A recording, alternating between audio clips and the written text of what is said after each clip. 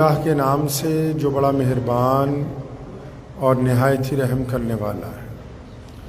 تمام حضرات دروشی پڑھ لیجئے۔ اللہم صلی علی محمد وعلی آل محمد کما صلیت علی ابراہیم وعلی آل ابراہیم انکا حمید مجید۔ اللہم بارک علی محمد وعلی آل محمد کما بارکت علی ابراہیم وعلی آل ابراہیم انکا حمید مجید۔ حالات کے قدموں پہ کلندر نہیں گرتا،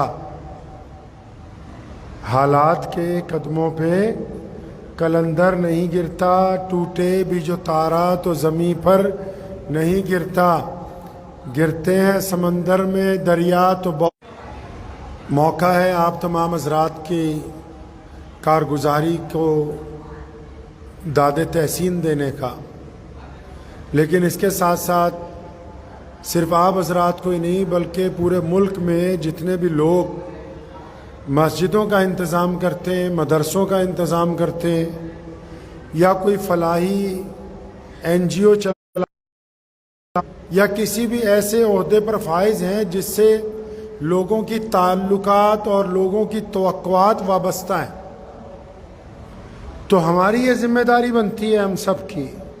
پیارے نبی حضرت محمد رسول اللہ صلی اللہ علیہ وسلم نے فرمایا، حدیث پاک کا مفہوم ہے کہ اب چاہے ان کی بیوی ہے، بچے ہیں، فیکٹری میں کام کرنے والے ملازمین ہیں، مدرسے کے رہنے والے بچے ہیں، مسجدوں کے نمازی ہیں، یا کوئی مدد مانگنے آنے والا ہے، تو اللہ نے جن کو آپ سے وابستہ کر رکھا ہے ان کے متعلق قیامت والے دن اللہ تبارک و تعالیٰ ضرور پوچھے کہ ہم نے یہ جو بندہ کوئی آپ تک آ جاتا ہے، کوئی بندہ آپ تک آ جائے اور آ کر یہ کہے کہ میری مدد کر دیجئے، تو یہ اس کی مجبوری نہیں ہے کہ وہ آپ تک آ رہا ہے، آپ پر اللہ کا یہ کرم ہے کہ اللہ تعالیٰ اس کو آپ کے دروازے تک بھیج رہے ہیں۔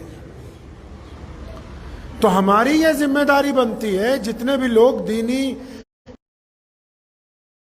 اس بات کے لیے اللہ تبارک و تعالیٰ کا سجدہ شکر ادا کریں کہ اللہ نے ہم سے یہ کام لے لیا، ورنہ اور لوگ بھی ہیں، لوگ اور بھی بہت ہیں معاشرے میں، پیسہ اور لوگوں کے پاس بہت ہے، وقت اور لوگوں کے پاس بھی ہے، پھر وہ اطاعت سے باہر نکل جائیں گے۔ مثال کے طور پر مسجد میں جب نماز ہوتی ہے تو ایک امام کو کھڑا کیا جاتا ہے آگے، ایک امام کو کہاں کھڑا کرتے ہیں جی؟ آگے کھڑا کرتے ہیں۔ جو لوگ یہ کہتے ہیں کہ مشورہ ضروری ہے لیکن مشورے کا درجہ دوسرے نمبر پہ ہے، کہاں جی مشورے کا درجہ؟ پہلے نمبر پہ کیا ہے؟ پہلے نمبر پہ امیر کی اطاعت ہے، پہلے نمبر کے اوپر امیر کا کہنا ماننا ہے۔ اسی لیے تو مسجد میں ایک امام اللہ کے رسول نے عطا فرمایا، اور اگر نماز مشورے سے ہوتی تو کوئی کہتا رکوع کر لو، تو کوئی کہتا سجدے میں جائیں گے، تو کوئی کہتا سلام پھیرو۔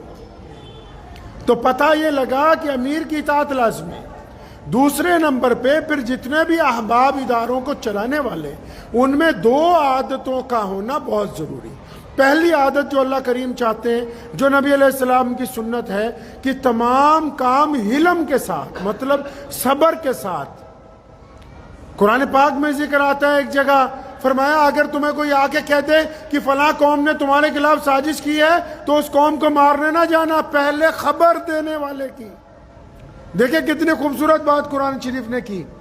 ہمارے پاس کوئی آ کے کہہ دیتے نا جی تمہارے رشتہ دار نے یہ کہہ دیا، آج کل تو بہانے یہی بن گئے، جی فلاں نے بتایا کہ تم ہمارے خلاف سازش کر رہے ہو۔ قرآن نے کیا کہا؟ قرآن پاک نے کہا کہ اگر آپ کو کوئی آ کر یہ کہہ دے فلاں قوم سے آپ کو خطرہ ہے، تو فرمایا اس قوم کے خلاف نہ جانا، پہلے خبر دینے والا، مطلب جو بندہ میسج پہنچا رہا ہے پہلے اس کو دیکھنا کہ کیا یہ ایماندار ہے، کیا یہ دیانتدار ہے، کیا اس کا کردار اچھا ہے، کیا اس کا لب و لہجہ اچھا ہے، کیا اس کا پیچھے کا ریکارڈ اچھا ہے۔ جو کہنے والا شکایت لگانے والا ہی جب بے ایمان ہو، شکایت لگانے والا شرابی ہو، شکایت لگانے والا ٹھگ ہو، تو ہم اس کی شکایت سن کے آپس میں لڑیں؟ تو پہلی ذمہ داری ہماری یہ بنتی ہے، یہ جو میں گفتگو آپ سے کر رہا ہوں صرف آپ کے لیے نہیں کر رہا ہوں، ہمارے جتنے بھی لوگ اداروں کے اندر کام کر رہے ہیں، تو ممبران کی، ذمہ داروں کی پہلی ڈیوٹی بنتی ہے کہ وہ حلم کے ساتھ، صبر کے ساتھ، استقامت سے کام لیں۔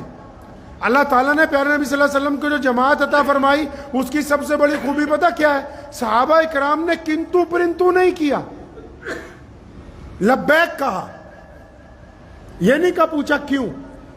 اور اب دین مکمل ہو چکا ہے، ہمارے آگے جو بھی ہمارا سربراہ ہے، ہمارا بڑا ہے، اب ہمارا کہنا، ہمارا ذمہ داری یہ بنتی ہے کہ ہم اس کی مکمل اطاعت کریں صبر کے ساتھ. اور جب صبر کے ساتھ کریں گے تو دوسری بات کیا ہونی چاہیے جی؟ کہ بندہ کانوں کا کچا نہیں ہونا چاہیے. اچھا اب یہ صرف مدرسہ چلانے کے لیے، مسجد چلانے کے لیے ضروری نہیں ہے، بیوپار میں بھی ضروری ہے.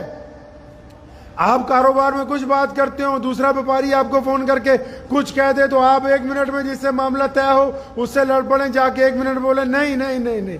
جو باتیں، دو باتیں کہ باتوں کے لیے مسلمان پوری دنیا میں مشہور ہے، کیا کہ ایک تو مسلمان جھوٹ نہیں بولتے، دوسرا دھوکہ نہیں دیتے. آپ اگر کسی سے معاملہ غلط کریں گے بولے یار مسلمان ہو کے جھوٹ بولتا ہے، تو یہ